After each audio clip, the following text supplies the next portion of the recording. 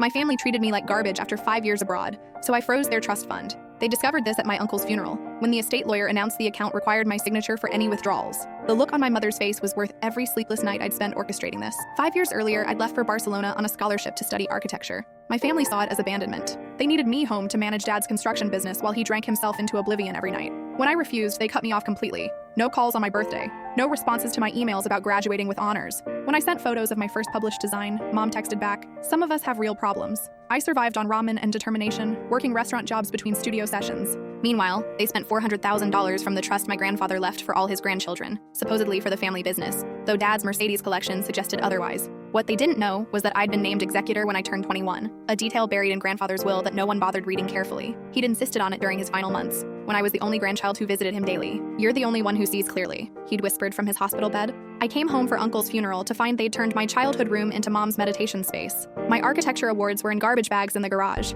At dinner, they introduced me to their friends as our daughter who's finding herself in Europe, while my younger brother, who'd failed out of community college twice, was praised for his business acumen. That's when my cousin whispered what I'd suspected. They'd been withdrawing $15,000 monthly from the trust, telling everyone I was getting the money for my art hobby. The lawyer's announcement created beautiful chaos. Mom demanded to see the documents. Dad threatened to sue. My brother called me selfish for destroying the family. "The trust has $1.8 million, I said calmly. "It's all there, just frozen pending a full forensic audit of the previous withdrawals." My aunt grabbed her wine so hard the stem snapped. She knew about the forged receipts showing payments to me. Blood pooled around the broken glass, matching the color draining from her face. The next morning, I found Dad in Grandfather's study, frantically searching through old files. "Looking for something specific?" I asked. His face was gray. "You don't understand what you've done. Enlighten me." He pulled out a folder marked confidential. Inside were loan documents. $2. $3 million borrowed against the trust as collateral. The payments were due in 6 weeks. Without access to that money, he couldn't finish. "You'll lose everything," I completed. Behind him, I noticed something else. Incorporation papers for a company in the Caymans,